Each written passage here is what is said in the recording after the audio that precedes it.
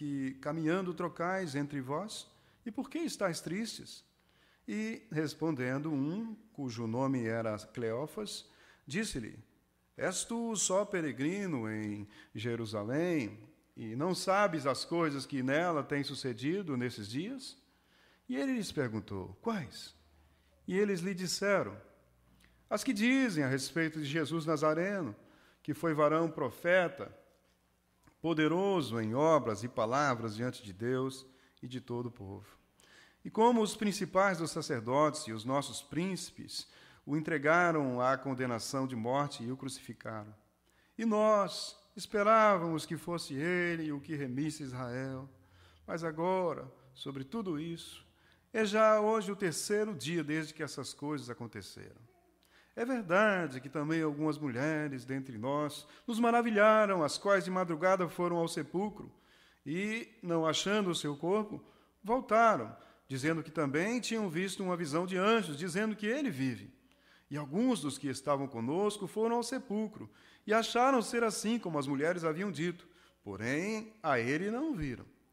E ele lhes disse: Ó nécios e tardos de coração, para crer tudo o que os profetas disseram, porventura não convinha que o Cristo padecesse estas coisas e entrasse na sua glória?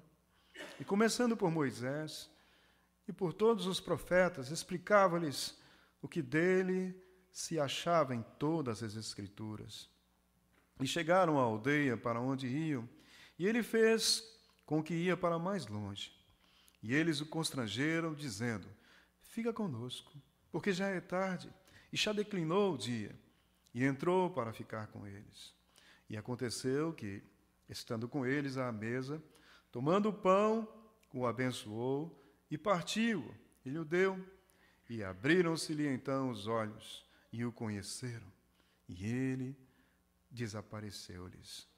E disseram um para o outro: Porventura não ardia em nós o nosso coração, quando pelo caminho nos falava e quando nos abria as Escrituras? E na mesma hora, levantando-se, tornaram para Jerusalém e acharam congregado os 11 e os que estavam com eles. Vamos orar. Pai amado, Deus Todo-Poderoso, Misericordioso, Senhor da história, Senhor de todas as coisas, estamos aqui diante do Senhor, Pai, e pedimos que abra os nossos olhos com relação ao momento da história em que estamos, ó Pai, e que possamos perceber aquilo que Tu estás fazendo, Senhor Deus, que nós não sejamos indiferentes à Tua vontade, e dessa forma que nós não venhamos perder o bonde da oportunidade, Pai. Mostra-nos, Deus, o que Tu estás realizando e dai-nos desejo, Pai, de colocar à parte aquilo que nós pensamos que é aquilo que queremos para as nossas vidas. Que se tome, então, lugar nas nossas vidas, Pai, um desejo maior de conformar a nossa vida à Tua vontade, realizar a Tua obra, Senhor. Ó Deus amado, dá-nos aquela confiança de que a Tua vontade é infinitamente melhor do que a nossa. Mesmo quando os nossos corações se inclinam para não crer nisso, Pai, nos salva de nós mesmos. E fale conosco, Pai. Estamos pedindo ao Senhor que o Teu Espírito opere em cada coração. Em nome de Jesus. Amém. Quero me focar aqui, meus irmãos, nessa expressão que diz aqui, no versículo 32, onde eles perguntam um ao outro: porventura não ardia em nós o nosso coração? Quero falar sobre isso, o ardor do coração. Nós, no Brasil, temos várias músicas que os cantores populares gravavam, né? Sobre coração, bate, bate coração, né? Meu coração, não sei porquê, bate feliz quando te vê. E a gente tem tantas poesias que falam sobre o bater do coração, o ardor do coração. E quero então começar com essa pergunta: por que é que o seu coração bate mais forte? Há coisas que fazem o nosso coração parece que saltar pela boca, não é? Há coisas que, como dizem aqui nos Estados Unidos, que take my breath away, né? Que tira o nosso fôlego, né? E a gente fica assim entusiasmado, motivado, empolgado por alguma coisa assim. E essa pergunta, então, quero deixar. O que é que tem feito o seu coração bater mais forte? O que tem operado estímulo na sua vida, desejo na sua vida? Os discípulos, até aqui, eles haviam tido o privilégio de conhecer a pessoa mais maravilhosa que já pisou na face da terra. A pessoa mais importante, mais interessante, mais sábia, mais perfeita que pisou aqui. Os discípulos tiveram esse grande privilégio de andar com ele. Por cerca, então, de 3 anos, esses discípulos foram tocados, fascinados pelas mensagens, sinais e, acima de tudo, pelo caráter do Senhor Jesus. Ali estava o amor, a meiguice, a bondade, a firmeza, a sabedoria encarnada, em pessoa. Era algo tremendo estar com ele. Talvez se eles não conceberam, naquele tempo que viveram com Jesus, o tamanho do privilégio que eles tiveram. Talvez só depois que Jesus partiu, subiu aos céus, só ali que eles foram entender diante de quem eles estavam. Às vezes é assim na vida. Muitas vezes nós só reconhecemos o valor das coisas que temos quando as perdemos. Não é assim mesmo? Tem acontecido isso com familiares, tem acontecido isso de várias formas, né? Quando as coisas passam, diz que quando a luz apaga, que a gente percebe que ela estava acesa, né? Até então ela estava ali nos abençoando e ninguém lembrou da luz. Mas quando falta, percebemos. E eles então tinham tido esse tremendo privilégio. E nesse período de convivência com Jesus, o coração desses homens havia ardido, batido mais forte. Eles haviam sido motivados, movidos pela presença do próprio Deus, do Emanuel, Deus conosco. Aquilo que Jesus fez, aquilo que Jesus operou diante deles, fez com que eles percebessem que estavam diante de um líder poderoso, e aquilo criou neles expectativas e desejo de estar com Jesus. A pessoa de Jesus gerou neles a motivação, o coração deles, com relação àquilo que Jesus representava, era e fazia, começou a bater mais forte, num desejo de estar participando daquilo que iria acontecer. Eles tinham expectativa sobre algo grande que estaria acontecendo, e eles, então, queriam fazer parte daquilo, criou neles um desejo. Mas, meus irmãos, apesar disso, alguns deles tinham expectativas irreais a respeito de Jesus. O versículo 21 nos diz assim: e nós esperávamos que fosse ele que remisse a Israel. Né?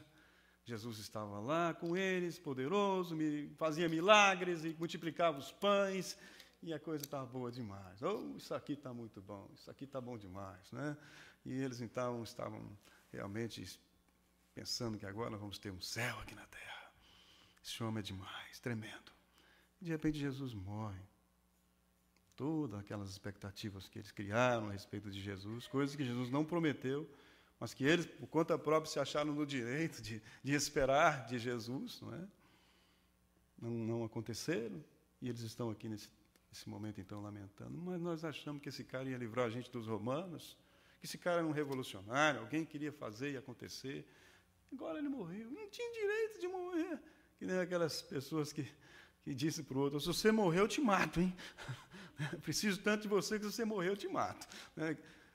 Jesus não tinha o direito de morrer, então. E nós esperávamos que ele fosse, e agora esse Jesus morreu. E o que vai ser de nós? Ficamos numa situação difícil. Então, meus irmãos, independente do que Jesus havia dito a eles, que haveria de acontecer com ele próprio, o que ele viria de fazer, qual era a sua missão, independente do que Jesus estava dizendo, os discípulos criaram as suas próprias expectativas a respeito de Jesus. Será que isso pode acontecer nos nossos dias também? Pessoas virem para a igreja com expectativas diferentes daquelas para as quais Deus tem proposto diante deles. Por essa razão, então, após a morte do Senhor Jesus, esses homens se encontraram aí desolados, desanimados, inconsoláveis, tristes. No versículo 17, Jesus, andando com eles, fez a seguinte pergunta: por que vocês estão tristes, não é? Eles estavam ali abatidos, desanimados, prostrados, conversando alto, que até um estranho ouviu, porque até aquele momento Jesus era um estranho passando por ali. Eles não faziam nem questão de esconder de ninguém. Estamos frustrados. Veio um cara aí, falou para a gente isso, aquilo, o cara morreu, rapaz, deixou aí nessa situação difícil aí, né? E Jesus, então, chega diante deles, o que está acontecendo aí, rapaz? Que negócio é esse? Que vocês estão aí tão tristes? Eles tinham expectativas irreais a respeito de Jesus. Por isso, quando as coisas não saíram conforme aquilo que eles planejaram, não é? Eles ficaram frustrados, culpando Jesus. Ah, que coisa! Eu acreditei nesse negócio aí, que posso todas as coisas daquele que me fortalece. Entrei no cartão de crédito, comprei uma casa, um prédio, isso, aquilo outro, e não deu nada certo. Estou numa situação difícil. Que Jesus é esse, rapaz? Que história é essa? Que Jesus prometeu que, não é? Eu sou filho do rei, não é mesmo? Não sou dono do mundo, mas sou filho do dono. Que história é essa? Acreditei nisso tudo e vivi isso. E agora? Como é que situação difícil que eu estou? Como é que pode acontecer isso comigo? Estava lá esse pessoal, então, lamentando e reclamando. Então, a morte de Jesus tinha jogado um balde de água fria nos seus corações, nas suas pretensões. Até então, aquele momento, meus queridos, os corações desses discípulos haviam ardido pelas suas próprias vontades. Tinha batido mais forte, não pela missão de Jesus, mas por aquilo que eles achavam que Jesus ia dar para eles. Aquilo que nasceu no coração deles, a partir da pessoa de Jesus, do potencial que eles viram na pessoa de Jesus. Viram em Jesus, talvez, um boi gordo, que os carrapatos caíram em cima dele, né? Coisa boa, pegaram carona nele. E vamos ver o que vai dar esse negócio aí. Um pescador, um outro aqui, vamos largar esse trem todo, porque o negócio aqui é melhor, né? Vamos lá. E caíram junto dele lá. Tinham expectativa. Não estou dizendo para vocês que eles não tinham também boas intenções, mas misturado com isso havia expectativas erradas. Estou dizendo isso com autoridade porque a Bíblia nos mostra isso, que eles tinham expectativas irreais a respeito da pessoa do Senhor Jesus. Então, o coração deles estava batendo pelo pensamento de que Jesus faria a vontade deles. Estou vendo nos nossos dias as pessoas dizendo assim, eu determino, né? Não aceito isso na minha vida, Jesus. Não aceito essa pobreza. Show o espírito de miséria da minha vida, né? Senhor, eu ordeno que aquela doença vá embora, porque eu não aceito isso. Né? Quantas pessoas estão dizendo isso, meus queridos? Vou dizer uma coisa para vocês, hein? Tem pastores no Brasil que não podem nem ficar doentes. Por quê? Porque eles ensinaram que doença era falta de fé, que tem que exorcizar todos os males, e se a pessoa ficar doente é porque realmente não tem fé no Senhor Jesus. Mas esses pastores, como nós, eles são gente, não são seres sobrenaturais. Quando eles ficam doentes, os fiéis deles, se descobrirem que eles estão doentes, vão falar que esse negócio está errado. Eles não podem nem ficar doentes, então eles escondem. Né? Vêm para outros lugares para tratar, porque não podem ficar sabendo que eles estão doentes. Porque eles ensinaram uma coisa que nem eles mesmos podem sustentar. Né? Uma teologia furada, expectativas irreais a respeito de Jesus. Então, para esses discípulos, para muitos dos discípulos, Jesus, meus queridos, era apenas um meio de alcançar um fim, e não um fim em si mesmo. Vou confiar em Jesus, vou para a Bíblia, porque eu vou ouvir sermões motivadores, motivacionais, de autoajuda, né? Vou entrar nesse processo, e vou então ter um pensamento positivo, e vou estabelecer um propósito na minha vida, e sempre sendo fortalecido pelas mensagens que eu ouço na igreja, eu vou chegar lá nos meus alvos, nos meus objetivos, nos meus alvos, nos meus propósitos. Jesus, que coisa capciosa, está percebendo isso? A sutileza disso. Jesus acaba não sendo um fim em si mesmo, mas é apenas um meio para me motivar, para fazer com que eu alcance os meus ideais. Estou preocupado com os ideais dele, com o que ele está fazendo nesse momento da história. Estou preocupado com o que eu posso tirar dele, com aquilo que eu posso alcançar a partir dele. O pensamento, então, era o seguinte, eu vou para Jesus porque eu vou conseguir isto ou aquilo com ele. Estando com Jesus, eu vou triunfar. Né? É esse pensamento triunfalista dos nossos dias, teologia da prosperidade. Estando com ele, as coisas vão dar certo para mim. Vai ficar tudo do jeito que eu quero, que eu planejei para a minha vida, eu vou chegar lá, vou chegar lá. Um exemplo disso nós encontramos em Tiago e João. Em Marcos capítulo 10, versículo 37, eles chegam para Jesus humildes, dizem para Jesus, Senhor Jesus, nós só queremos uma coisa. Quando o Senhor estiver sentado aí no teu trono, talvez pensando, na hora que o Senhor botar os romanos para fora e o Senhor sentar e estabelecer o seu trono aqui, dê a nós aí o privilégio de sentarmos eu de um lado e o meu irmão do outro lado. Estava lá Tiago e João, humildes, né? Não queria nada, né? Só ficar um do lado de Jesus e um do outro, o braço direito e o braço esquerdo, né? O primeiro ministro e, se tivesse, o segundo ministro ali, né? Nós dois ali repartindo aí esse tremendo privilégio. Olha a motivação desses dois aqui. Encontramos ainda a pessoa de Pedro, em Mateus 16, versículos 21 e 22. E nesse texto nós encontramos Jesus falando o que ia acontecer com ele antes dele ser crucificado. Jesus, aqui em Mateus 16, 21 e 22, começa a dizer: olha, meus discípulos, convém que eu seja maltratado, que as pessoas, os sacerdotes, os anciões, me chicoteiem, me levem, eu vou para Jerusalém, e ali então eu serei crucificado, eu vou morrer, serei morto, mas também eu vou ressuscitar no terceiro dia. O que acontece na sequência? Pedro vira para Jesus e diz: Jesus, tem misericórdia do Senhor. Que história é essa, Jesus? Que isso? Não estou esperando isso do Senhor, não, rapaz. Que isso? Não é isso, não. A história é outra. Queremos que o Senhor, rapaz, faça uma revolução aí, né? Talvez pensando assim, não estou parafraseando aqui. Agora tem tempo, compaixão do Senhor mesmo. Que história é essa? Não estão pensando em derrota, não, em fracasso, não, nesse jeito de morrer, não, rapaz. Dá a nossa vida. Que é isso? Vai morrer, não, rapaz. Por quê? Porque se o próprio Jesus iria morrer, o que seria deles? Rapaz, se vamos fazer isso com Jesus, o que vão fazer com nós, então, né? Não é verdade? E Jesus até mesmo disse isso quando estava indo para a cruz. Disse: olha, se com o madeiro verde se faz isso, quanto mais com os secos, né? Certo? Falando que tipo de perseguição poderia vir sobre aqueles que estavam dispostos a segui-lo.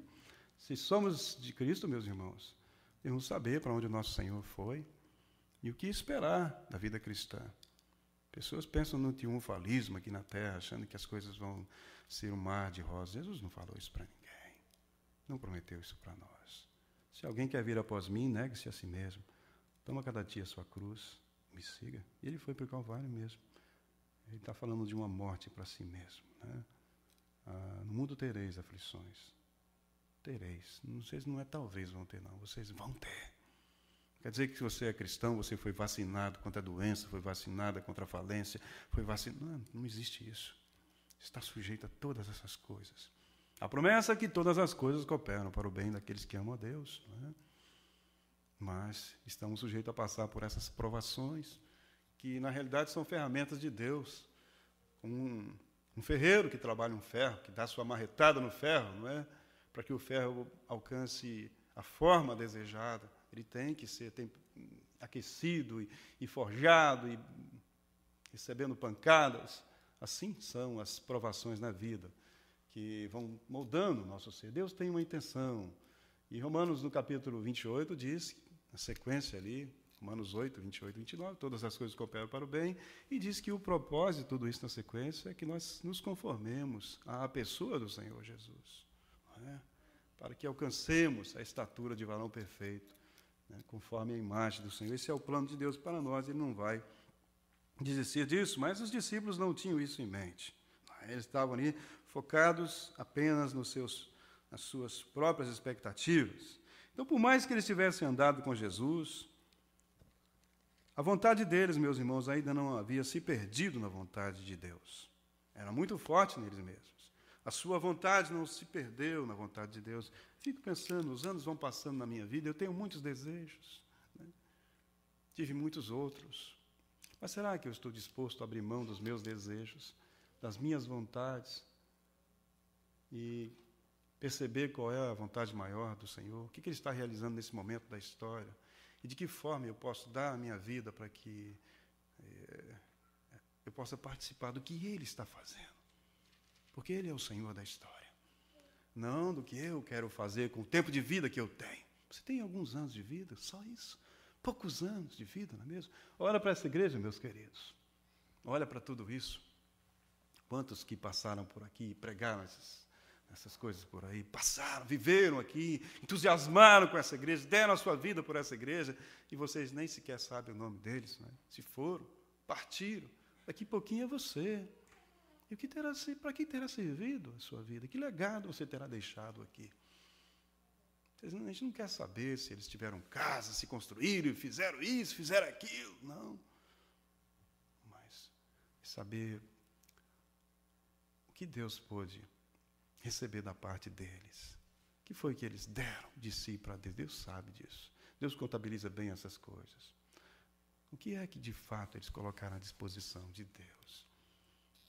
Para que a vida deles fosse usada nas mãos do Senhor. Os discípulos, até esse momento, a vontade deles estava ainda mais forte. Não tinham se entregue, de fato, na mão do Senhor. Eles ainda não conheciam, meus queridos, o coração de Jesus. Pensando nisso, conhecer o coração de Jesus, sim. Ele deixou o trono, os céus. Ele veio aqui com uma missão. E não foi fácil para ele. Tanto que ele chorou, e ele suou gotas de sangue ali, não é? E ele chorou lá.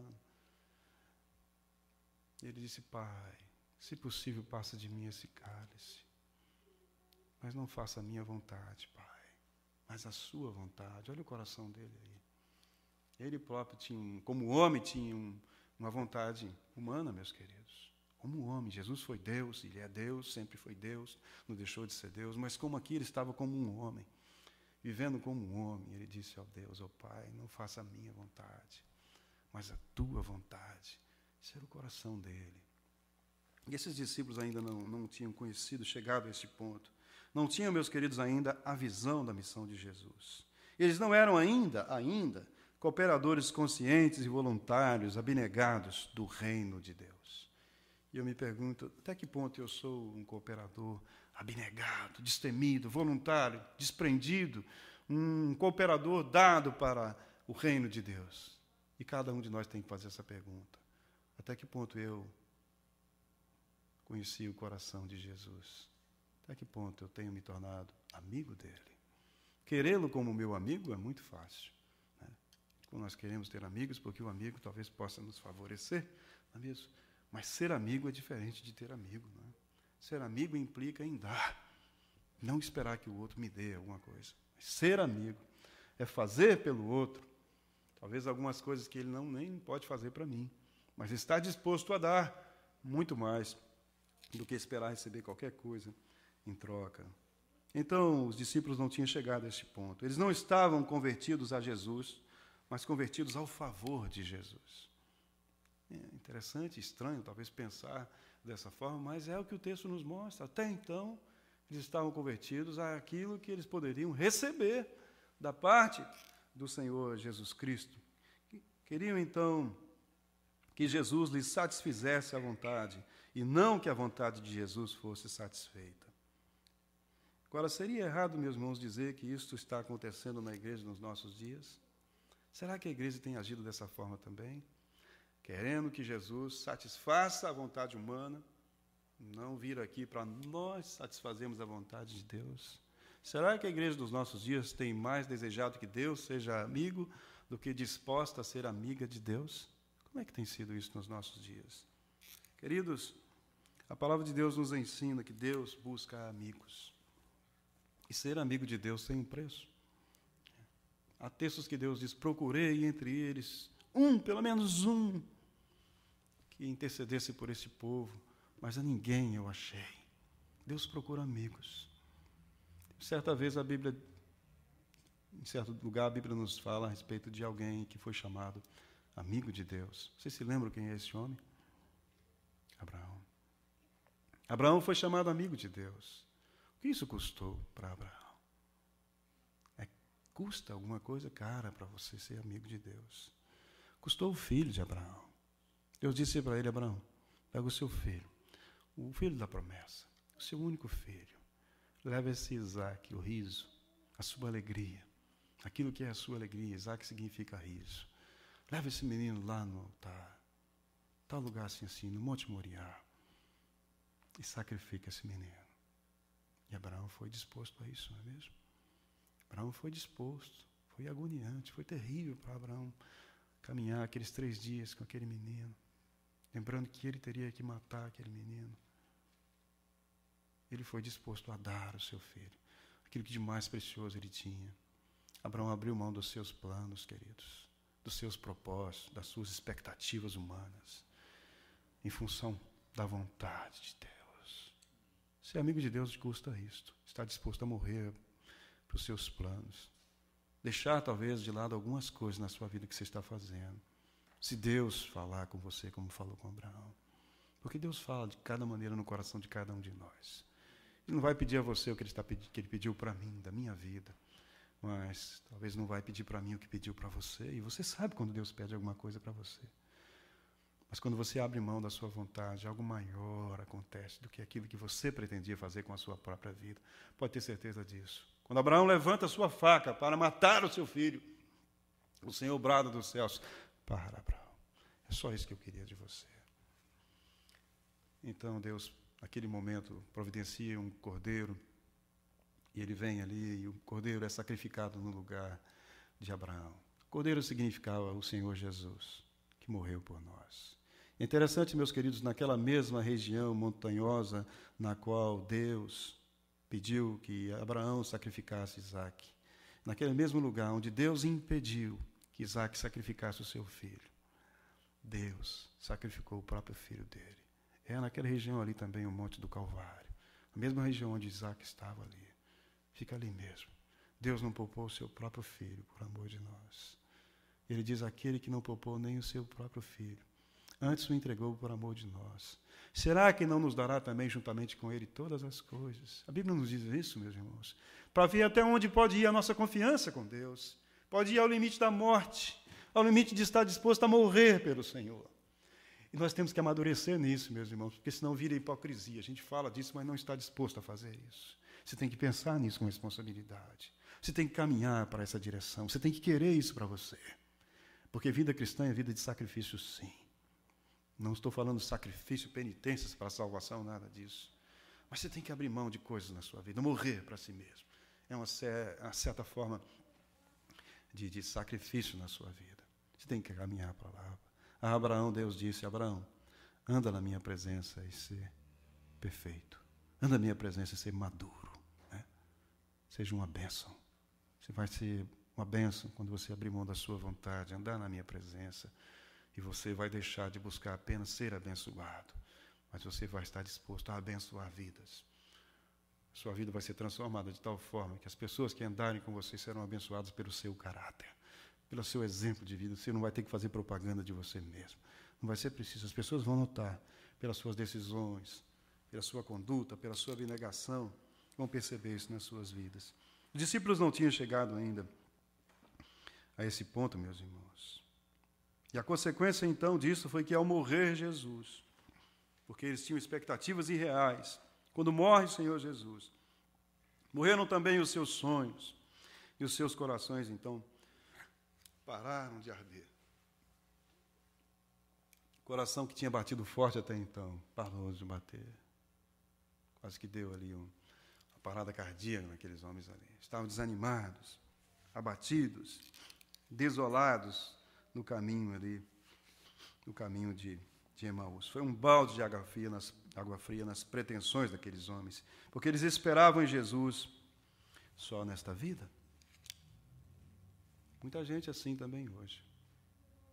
A expectativa maior de muitos nesses dias não é a volta de Jesus, não, mas é a sua casa, é o seu isso, o seu dinheiro, o seu aquilo, como se eles pudessem construir uma fortaleza para entrar nela e aí se sentir alguém na vida. Agora eu sou alguém. Né? A expectativa maior de muita gente. O Deus acaba sendo suas propriedades, o seu status, o seu isso, o seu aquilo. É isso que dá a eles a sensação de valor pessoal. Nós percebemos isso nos nossos dias, mas em contrapartida, em 1 Coríntios 15, 19, a Bíblia diz assim: se esperamos em Jesus Cristo só nesta vida, quem somos nós? Somos os mais miseráveis. Essa é a palavra que está lá mesmo. Somos os mais miseráveis de todos os homens. Se esperamos em Jesus Cristo,